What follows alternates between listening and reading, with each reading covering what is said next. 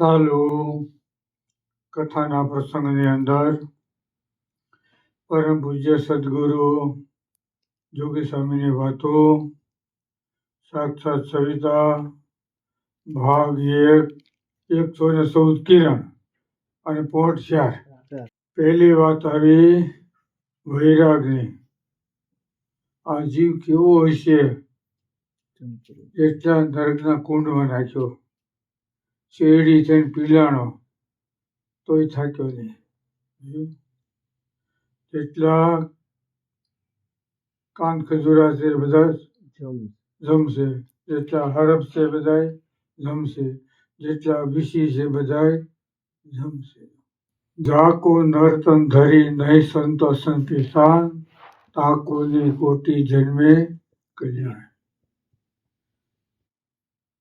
જેને સાસુ ખોટું આ બે વિભાગ નથી, 1 કરોડ 1 જન્મ ધરે ને તો એ કલ્યાણ થાય. સ્વામી લખ્યું કાળા કાળા સબ જાંબુ. એટલે ખબર છે જાંબુ કાળા હોય ને, બીજું રાવણા કાળા હોય. બે એક જ કહેવાય ને. રાવણા થોડા મોટા હોય, જાંબુ ઝીણકા હોય, બે હોય ઝાડવા બે, પણ થોડું ફેર એટલો છે. એટલે મુસનભાઈ સીધી બજારમાં ગયા. રાવણા હતો એને ભેગો એક હતો. કોણ હતો? ભમરો, કરમ ભમરાળો. સમજ્યા ને? એમાં હતો અને હું કરતો હતો, અને બધા તોલમાં નાખી દીધો, પડીકો વાળી અને દઈ દીધો. ઘીરે આવ્યા, ખોલ્યો તો હું કરે. બધા કે હું કર શું કર, તોલમાં આવ્યો છો. વારા પછી શેઠ એનો વાર આવ્યો ને એટલે પતાવી દીધો. બોલો. નહીં સંતોષન પિસાન, તાકોની કોટી જન્મે કલ્યાણ. સંત અને અસંત. ગુણાત્મા સ્વામી કે 4 ઘાટી છે, એમાં સાધુ ઓળખવા એ મોટા મોટી ઘાટી છે. એક ભગવાન એ પુરુષોત્તમ ઓળખવા, ઉત્તમ ભોગમાં રાગ ટાળવો, દેહાત્મા જુદા સમજવા અને સાધુ ઓળખવા. સાધુ ઓળખાય તો ભગવાન એ પુરુષોત્તમ ઓળખાઈ જાય, દેહાત્મા જુદા થઈ જાય, ઉત્તમ ભોગમાંથી રાગ ટાળી જાય. સાધુ ઓળખવા ને એ મોટા મોટી ઘાટી છે.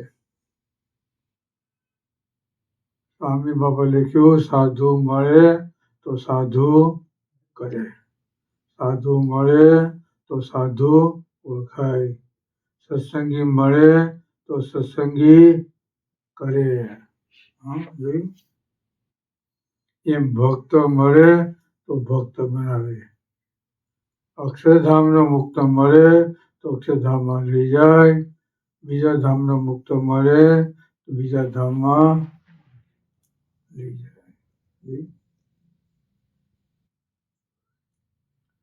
વિવેક એ 10મો નિધિ છે, અષ્ટ સિદ્ધિ અને 9મો નિધિ છે. સ્વામી બાપાએ લખ્યું, સ્વામી કે તમારી પાસે વિવેક હશે તો તમે અક્ષરધામમાં જશો. શું કીધું? કેટલા અક્ષર છે બોલો? કાનો મત ખરો કાંઈ? એકમાં આવે ને? બોલો. વિવેક એ જાણપણું છે, સ્વચ્છ છે. 4 વેદ એમ ગુરુ છે એ 5મો વેદ છે.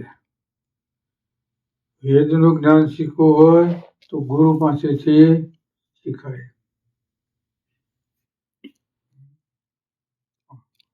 ગુરુ છે 5મો વેદ છે. અને તમારી પાસે વિવેક હશે ને તો તમે અક્ષરધામમાં ફૂંકશો. અને આ વિવેક છે સત્વ પાસેથી મળે છે. મહારાજે પ્રથમના 16માં લખ્યું ભગવાનનો ભક્ત હોય એને સત અસતનો વિવેક જાણવો જોઈએ. ભગવાન અને સંત કે તો દેહ, ઇન્દ્રિયો, મન, પ્રાણ, બુદ્ધિ એનાથી જુદો છો. આ વસનને પરમ સત્ય કરીને માને અને એ પ્રમાણે વર્તે ત્યારે એને શું કહેવાય? સોલંકી સરકાર એકાંતિક વિવેક. સમજે? પ્રધાનપણું વિવેક નો છે ને એટલે એને લેવું પડે. પછી એકાંતિ આવશે તો એનો વારો. અત્યારે આપણે કેને ગાડ્યા બેઠા? વિવેક ને ગાડે. બરાબર આનંદ સમય કે વૈરાગ ગાડે. અત્યારે જેના ગાડે બેઠા ને એને ગીત ગવાય. જ્યાં સુધી કીધું તમારા હાથમાં વિવેક તો તમે અક્ષરધામમાં જાઓ. અને આ વિવેક છે સત્પુરુષ પાસેથી મળે છે. પ્રથમ 16માં લખ્યું સંત કે અને તમે આમ માની લે અને શંકા ન થાય. વાહ!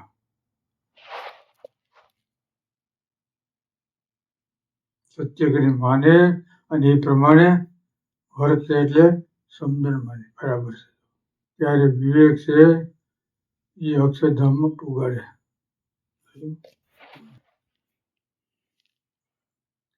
અને એ વિવેક કેરી પાસે મળે? સત્પુરુષ પાસેથી. બજારમાં ન મળે.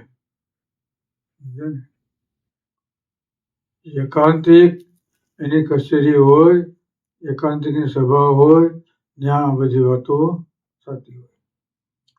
એટલે અષ્ટ સિદ્ધિ અને નવ નિધિ એમાં વિવેક છે એ 10મો નિધિ. સ્વામી કે આવો ભાઈ બેસો લ્યો લાવો આ બધું છે ને એ વિવેકમાં છે. સ્વામી કહેતા કે તમારીમાં વિવેક છે તો તમે કાંઈ નથી ને તો બધું છે.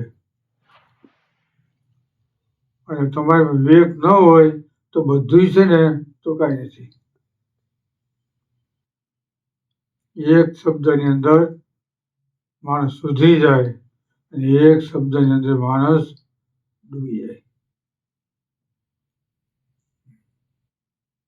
હું આત્મા છું, આત્મા છું, આત્મા છું માને જો તો થઈ જાય. એટલે હું દુઃખી છું, દુઃખી છું, દુઃખી છું, દુઃખી છું એમ માને તો એ કોઈ દુઃખ માટે નહીં.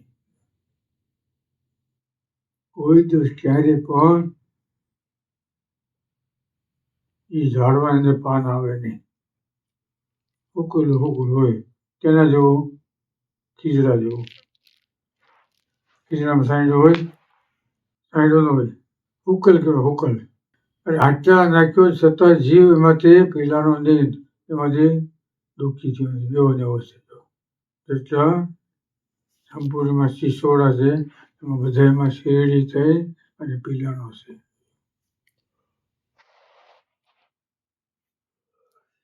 અમે કે જમપુરી છે કેને માટે? જેને જવું એને માટે. આપણે જવું નથી તે આપણે યાદ કરવું નહીં. મહારાજે લખ્યું જે ગામ જવું નહીં એનું નામ હું પૂછવું? કાર્યને ત્રીજા લખ્યું એમ ત્યાગી થઈ અને આ લોકના સુખની ઈચ્છા રાખે છે તો એને ખબર નથી.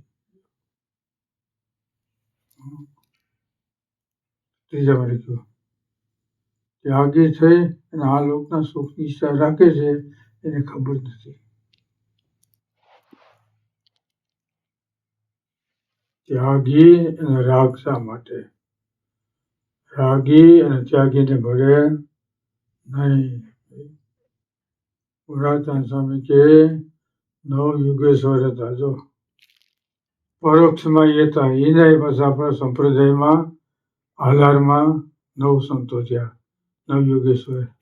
પેલા ચોપડી હતી આપણે પ્રભુ સ્વામી થઈ ગયા ને એને પાડી 9 યુગેશ્વર હાલાર. ભગવાન સ્વામિનારાયણ એના વખતમાં એના સંબંધવાળા બધા ભક્તજનો 9 યુગેશ્વર. પ્રભુ સ્વામી હતા ને એ લખેલું હતી. સાડે બળિયા હતા પણ બુદ્ધિ બહુ હતી અને ભણેલા બહુ હતા. આત્મબળ, હિંમત. એટલે ખુરશી મારો ને સાવી મારો એટલે છે ને તાળું છે ખુલી જાય. એમ મોક્ષની ખુરશી લગાડવી જોઈએ તો મોક્ષ મળી જાય. સમજાય ને? બંધ હોય ને તાળું માર્યું હોય એને હથોડી મારી કાપે ભાંગી નાખાય એમ સાવી મરાય. ને મોક્ષની પણ સાવી હોય એ લગાડો તો મોક્ષ થતા વાર લાગે નહીં, થઈ જાય. બધી વસ્તુ સુલભ, કોઈ વસ્તુ દુર્લભ નથી. એનો કેમ આપણે ઉપયોગ કરવો જોઈએ. કાળી મેષ છે એ આંખીમાં આંધો તો એની શોભા કહેવાય, પણ 2 ઇંચ અધટીલું કરો તો શું થાય? કાળી ટીબકડી કહેવાય ને. નહીં, આંખ અહીંથી 2 ઇંચ અહીં આવે, અહીં કરો ને તો એની શોભા કહેવાય. મેષ છે એ આંખોમાં શોભે. એમ કઈ વસ્તુ ક્યાં કેમ શોભે, ક્યાં કેમ એને ફિટ કરવાની. શબ્દ છે, અર્થ છે, એમાં ક્યાંમાં ક્યાં ફિટ થાય. એટલે બહુ વિચાર કરવાનો. વિવેક છે ને એ 10મું નિધિ છે. અષ્ટસિદ્ધિ અને 9 નિધિ. એટલે સ્વામી બાપા કહે તમારી પાસે વિવેક હશે તો તમે અક્ષરધામમાં જશો. વિવેક છે એની પાસે શું છે? દેવાદાંડી છે. એટલે એનું વાણ છે ને એ દરિયા કાંઠે ઉગી જાય એના આધારે. એમ આપણું વાણ છે ને જીવન એ સત્પુરુષ એ કેમ કરીએ અને આજ્ઞામાં રહીએ તો આપણું વાણ છે ને સેજે સંસાર સાગર મનના સંકલ્પ વિકલ્પ એને તરી જાય અને સીધું એને દરવાજે ઊભું રહી જાય. બોલો સહેજા.